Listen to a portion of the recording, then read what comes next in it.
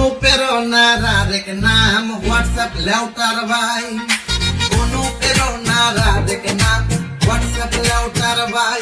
সে এখন জেঙ্গা পয়সা খায়, সে এখন বই পয়সা খায়, তার ফেসবুকে এখন ইনকাম নাই। অনুপ্রেরণার আরেক নাম হোয়াটসঅ্যাপ লেউটার ভাই, না মানে হোয়াটসঅ্যাপ বিল্লাল। এর আগে মানুষ অফলাইনে ভিক্ষে করতো, আর এখন ভিক্ষে করে অনলাইনে, না মানে দেশটা কতটা আপডেট হয়েছে, তাই না? আর এই ভিক্ষুকদের এটিএম এর পাসওয়ার্ড হলো মানুষের ইমোশন। ভালো হয়ে যা, এখনো সময় আছে। হ্যাঁ, কথা বলছিলাম হোয়াটসঅ্যাপ বিল্লালকে নিয়ে। যারা ভিডিওটা দেখছেন সিট বেল্টটা শক্ত কইরা বাঁধুন। মানে কি বলবো ভাই বলেন, এর আগে ছিল রাস্তার ভিক্ষুক, এখন হইছে অনলাইন ভিক্ষুক। মানে ভাবা যায় 190 জনের কাছ থেকে 1000 টাকা করে 1,90,000 টাকা তুলবে কিসের জন্য? আইফোন 17 প্রো ম্যাক্স কেনার জন্য। আরে ভাই, একজন কন্টেন্ট ক্রিয়েটর হইয়ে তোমার ভিক্ষা করা লাগবে কিসের লেগে? কথা কি ক্লিয়ার না ভেজাল আছে? আমি 190 জনকে খুঁজতেছি। যে 190 জন মানে হচ্ছে 1,90,000 টাকা। तू समझा?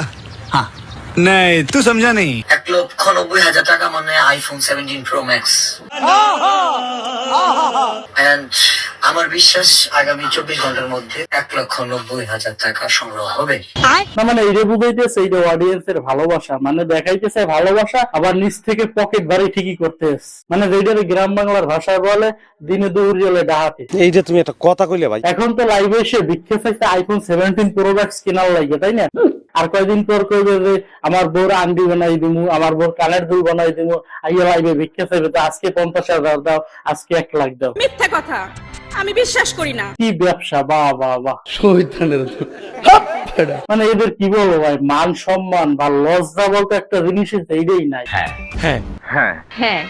এর ভিক্ষার কথা নাই, বাদই দিলাম। এরপরে 30 লক্ষ টাকা ফান্ড কালেকশন করছে ওই শেরপুরের একজন কন্টেন্ট ক্রিয়েটর সাহেবের নামে, কিন্তু ওই 30 লক্ষ টাকা সাহেবের পরিবার বা সাহেব কেউই পায়নি। পরবর্তীতে তারা সোশ্যাল মিডিয়ায় এই ফান্ড কালেকশনের জন্য নিষেধ করে। বিল্লাল ভাই ও রাব্বি ভাই, আপনারা গোটা বাংলাদেশ নিয়ে আমার জন্য ফান্ডিং করেছেন, ফান্ডিং বন্ধ আছে, কিন্তু বিল্লাল ভাই আপনার টিম এখনো পর্যন্ত আমার ফান্ডিং চলমান রেখেছে। আপনাকে অনেকবার আমি কল দিয়েছি, আপনি কল ধরতেছেন না। আমি চাই এই ফান্ডিং বন্ধ করা হোক, টাকাগুলা তারা নিজস্ব নাম্বারে সর্বসাধারণ মানুষের কাছ থেকে উত্তোলন করেছে, টাকাটা আমাকে বুঝিয়ে দেওয়া হোক।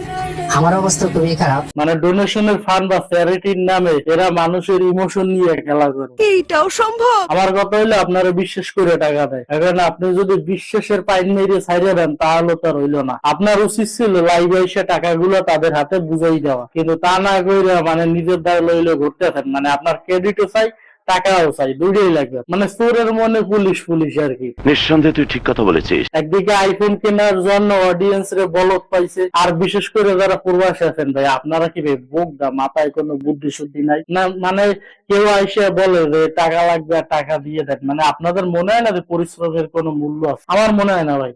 মানে টাকা এসে লাইভে চাইলো, একটু কান্নাকাটি করলো, ইমোশন দেখাইলো, আজকে টাকা নাম্বারে ঢুকাইতেন। আরে ভাই, ওই টাকা দিয়ে আপনার বাপ মা বাড়ি বুড়ো হয়েছে, এগো নিয়ে খাওয়ান। যারা না খাইছে ওগো খাওয়ান, আপনার জন্য অন্তত একটু দোয়া করবে।